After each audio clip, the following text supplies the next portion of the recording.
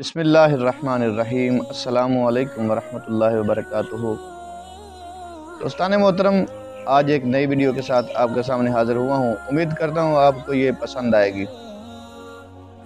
دوستان محترم، بنی اسرائیل کے زمانہ میں ایک عابد زاہد تھا جس نے 1500 سال تک عبادت کی، اللہ کی بہت زیادہ عبادت کیا کرتا تھا۔ تو ایک دن شیطان نے اس کو دیکھا اور اسے حسد ہوا، چونکہ خالق کائنات نے فرمایا ان الشیطان للانسان عدو مبین، کہ بے شک شیطان انسان کا کھلا دشمن ہے۔ تو اسے حسد ہوا، تو اس نے اس طرح کیا کہ ایک بہت ہی حسین و جمیل لڑکی تھی، وہ اس کے پاس گیا اور اس کے جسم میں داخل ہو گیا۔ تو وہ لڑکی نے عجیب حرکتیں کرنا شروع کر دیں۔ اب جب وہ کھانا پہلے تو کم کھایا کرتی تھی، بعد میں زیادہ کھانے لگی، تو اس وقت انہوں نے کہا کہ یار اسے کیا ہو گیا، یہ تو بچی بالکل ٹھیک تھی، اسے اب کیا ہو گیا؟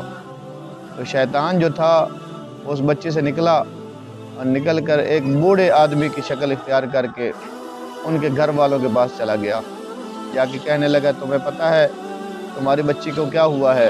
تو وہ کہنے لگے بزرگوں ہمیں تو نہیں پتہ کہ کیا ہوا ہے۔ تو شیطان کہنے لگا کہ تمہاری بچی کو جو ہے وہ سایہ ہو گیا ہے، اس کو جن چمڑ گیا ہے، جن کا سایہ ہے اس پر۔ تو کہنے لگے اچھا اس کا کوئی حل ہے؟ تو کہنے لگا ہاں، فلاں گرجا گھر میں ایک عابد رہتا ہے، وہ بہت اللہ کی عبادت کرتا ہے، نیک بندہ ہے، تم اس کے پاس چلے جاؤ۔ کیوں ہی ان لوگوں نے اپنی بچی کو ادھر لے کے چلے گئے گرجا گھر میں، تو اس عابد نے دم کیا، وہ لڑکی ٹھیک ہو گئی۔ پھر دوبارہ چند دنوں کے بعد شیطان نے پھر وہی عمل اختیار کیا، لڑکی کو اونچی دیوار سے گرا دیا۔ جب لڑکی گری تو پھر شیطان جو تھا وہ بوڑھے آدمی کی شکل اختیار کر کے پھر ان کے پاس آ گیا کہ اس طرح کرو، یہ جو لڑکی ہے اس کو 2-3 دن کے لیے ادھر گرجا گھر میں ہی چھوڑ دو، اس کا علاج وہیں ہوتا رہے گا، کیونکہ شیطان جو ہے وہ انسان کا کھلا دشمن تھا۔ تو اس نے ان کو برگلا لیا۔ اب گھر والوں نے ان کی بات مان لی اور اس لڑکی کو اس عابد کے پاس چھوڑ دیا۔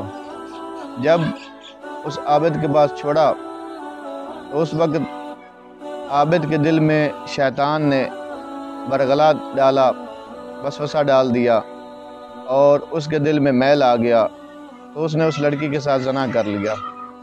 جب اس نے زنا کیا تو اس وقت اس نے سوچا کہ اب کیا کروں، یہ تو اپنے گھر والوں کو بتا دے گی۔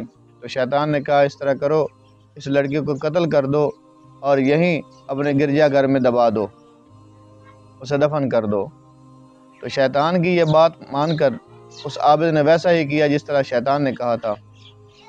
تو اب جب 3 یا 4 دن کے بعد اس کے وارث آئے، ان کے گھر والے آئے لڑکی کے، تو انہوں نے پوچھا کہ لڑکی کدھر ہے؟ تو وہ کہنے لگا لڑکی تو ادھر سے بھاگ گئی تھی۔ تو شیطان نے کہا نہیں، لڑکی اس نے مار دی ہے۔ انہوں نے پوچھا کیوں ماری ہے؟ تو وہ کہنے لگا اس نے اس کے ساتھ زنا کیا تھا، جس کے ڈر سے اس نے اس کو قتل کر دیا اور اسے مار کر یہیں کسی گرجا گھر میں اس نے دفنا دیا ہے۔ تو اب شیطان تو دشمن تھا اس کا، تو شیطان نے جب ان کو یہ بات بتائی تو اسی وقت انہوں نے گرجا گھر کو کھودا تو اس لڑکی کی لاش برآمد ہو گئی۔ اب لوگوں نے اس کو مارنے کا ارادہ کر لیا کہ اس کو پھانسی پہ لٹکا دیا جائے۔ اس کو جب پھانسی میں لٹکا دیا گیا تو اسی وقت اب اس کے ہاتھ بھی بندھے تھے، پاؤں بھی بندھے تھے۔ تو شیطان آیا اس کے پاس، کہنے لگا بات یہ ہے کہ اگر تم میری اطاعت کر لو، میرے سامنے سر جھکا لو، تو میں تمہیں معاف کروا سکتا ہوں۔ تو وہ عابد کہنے لگا میرے ہاتھ بھی بندھے ہوئے ہیں، میرے پاؤں بھی بندھے ہوئے ہیں، میں تمہیں کس طرح سجدہ کروں، تمہاری اطاعت کس طرح کروں؟ تو وہ کہنے لگا اس طرح کرو کہ تم صرف سر کو جھکا دو۔ تو اس عابد نے سر جھکایا، اور جب اس نے سر جھکایا تو اسی وقت شیطان ہنسنے لگا اور کہنے لگا بات یہ ہے کہ میں نے پہلے تو تمہاری دنیا خراب کی تھی، اب تو نے مجھے سجدہ کر لیا، اسی لیے میں نے تمہاری آخرت بھی خراب کر دی ہے، کیونکہ اللہ وحدہ لا شریک فرماتا ہے کہ میرے علاوہ کسی اور کے سامنے تم نہ جھکو۔ دوستان محترم، شیطان نے اس طرح اس کا دین بھی خراب کیا، دنیا بھی خراب کر دی اور آخرت بھی خراب کر دی۔ تو آج جو عام رواج ہے کہ ہم مزاروں پہ جاتے ہیں، تو وہاں پہ جانا تو اچھی بات ہے، ہم دعا کرتے ہیں ان کے وسیلہ سے، لیکن جو دوست احباب وہاں پہ ان کو سجدہ گاہ بنا لیتے ہیں، سجدے کرتے ہیں، وہ شرک ہے۔ اور شرک جو ہے یہ سب سے بڑا ظلم ہے۔ ان الشرک لظلم عظیم، یہ بہت بڑا ظلم ہے جو لوگ شرک کرتے ہیں۔ ہم دوست احباب دیکھتے ہیں کہ کسی جگہ پہ ایک درخت لگا ہوتا ہے تو لوگ وہیں پہ جا کے بغیر تحقیق کیے وہیں پہ سجدے کرنے لگ جاتے ہیں۔ حضرت عمر فاروق رضی اللہ تعالیٰ عنہ، جب آپ کو پتہ چلا کہ جہاں پہ بیت رضوان ہوئی ہے تو لوگ وہاں جا کر سجدے کرتے ہیں، تو آپ نے اس درخت کو جڑ سے اکھڑوا دیا تھا کہ لوگ جو ہیں وہ شرک میں مبتلا ہو رہے ہیں۔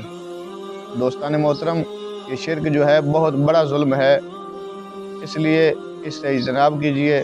اللہ وحدہ آپ کو عمل کرنے کی توفیق عطا فرمائے۔ وآخر دعوانا ان الحمدللہ۔